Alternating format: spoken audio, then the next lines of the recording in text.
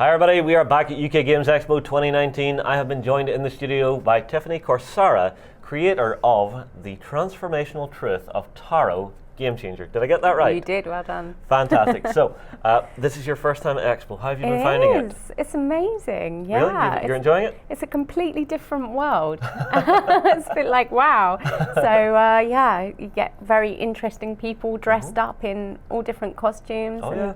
It just feels like there's a great vibe of freedom of expression and creativity, uniqueness. I really am quite pro that, so that's fantastic. It's really nice to hear that because this is one of our favourite events. Now, let's get on to your creation. So what have you brought along to show off today? So this is called the Transformational Truth of Tarot Game Changer. And it's based on, I don't know if you've ever heard of The Hero's Journey by Joseph Campbell. I have unfortunately not. I'm assuming I need to look it up. Ah, yes. It's behind every good story and every good film. So he was very good friends with George Lucas. So it's behind Star Wars and it's behind The Lord of the Rings. And it's a framework where the hero gets a call to go on an adventure. So whether that's Frodo or Luke Skywalker, they all follow the same structures in films. And so actually it's also in the tarot. It's known as the Fool's Journey. And there's a You're okay. there's a numerical order to it. So the hero's journey starts with the call to adventure, which is the Fool. So which is down here. Yes, that's it. And that's the Fool there. That's where we have the call to adventure. And the reason we resonate with films and books so much is because the hero is within us. So in our life, we have calls to adventure, right? And then we meet the mentor, which is the magician. And then we cross the threshold to the other world, which is the high priestess. And this part is called the separation. So every hero's fool's journey has a separation, and then it has an initiation, and then it has a return. So at the world, that's like when the ring goes into Mordor and that final defining moment. Exactly, and Frodo returns changed, yes, and he's not the same, and that's basically the premise of the hero's journey, and it's also the fool's journey in the tarot. I see. This is very interesting to take that concept and convert it into something we can play on the tabletop. Yes, because also with this game, it is about life development as well. So it's actually in the real world as well, in that you come to it with something that you want to manifest in your life. Yeah. Okay, so it's not predictive like most people think with the tarot. It's not fortune telling. The tarot is predominantly a mirror of what you know already, all the answers and everything that you hold inside.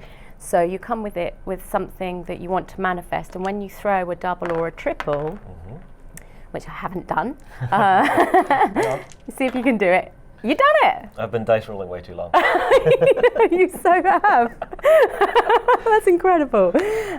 You've thrown a double one there. Means that the universe wants to work with you on whatever you intended, if you intended something. And then you go to the high priestess. So we go down here. Okay. Yeah, because she is number 2.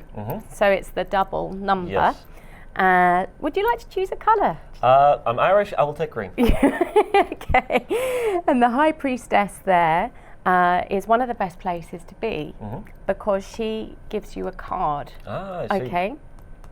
And the card, you need 4, at least 4. There's 4 elements in here: sword, cup, wand, and a pentacle. Yes. And you need that and to land on the world to finish your mission. I see. And by the time that you've gone round, each card asks you a question and you have to come up with the answer. So by the time you've finished your mission, you have a clear plan on what you need to stop and what you need to start in order to manifest what you want here in the world, the real world, your real life. In that sense. That's a cool idea. Thank you. That's very cool. So now, the particular tarot deck you're using, is this one that comes with the game, or is this one that you've added to the set for demoing here at the con? So the tarot decks are made of 2 decks. They're made of a major arcana and a minor arcana. Yes. And the minor arcana is based on our playing decks, so it has the 4 suits. Yes. Yes, you got that. It sounds Yes, like yes, you yes. know this. Okay, so the major arcana is printed on the deck, on the board. I see what you're doing. And that's the Fool's Journey, Hero's Yes. Journey. And the minor arcana is what you have to get: the sword, the cup, the wand, the pentacle. So Yes. there's the swords, there's the cup. I Yeah. can quickly show these off on my closer camera. Yes, So yes. what, And so these are by Pamela So- Steele. sword, cups, wands. Yep. And so I just need pentacles. pentacles. Let's give you that one. That's a nice pentacle there.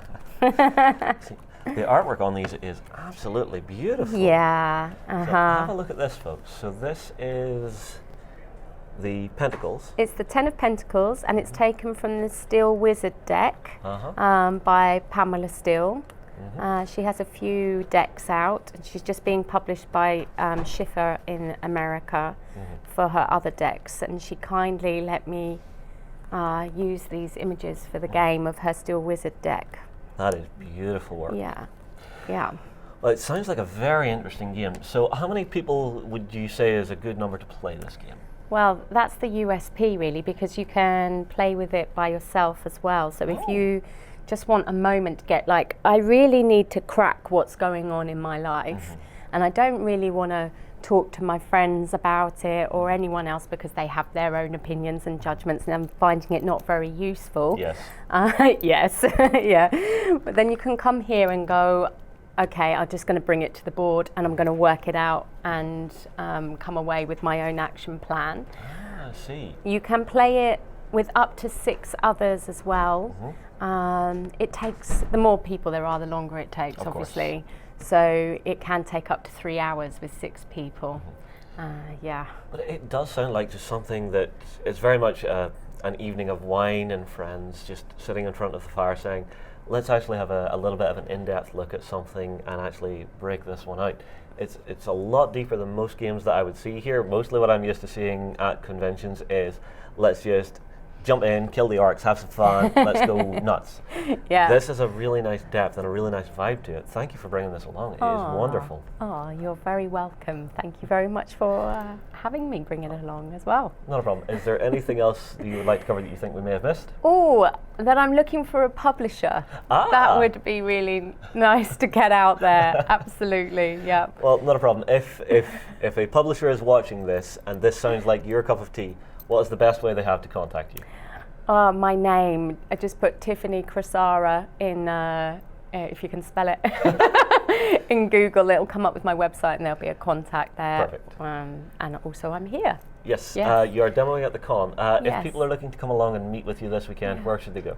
Stand 1142. We're opposite the food market and the toilets. So Perfect. there you All go. right, well, everybody, I tell you what, if you want something a little more in-depth from your gaming, this is definitely one to check out. Tiffany, thank you very much for joining us. Thank you, Everybody, Justin. we will move along and we will see you again very soon.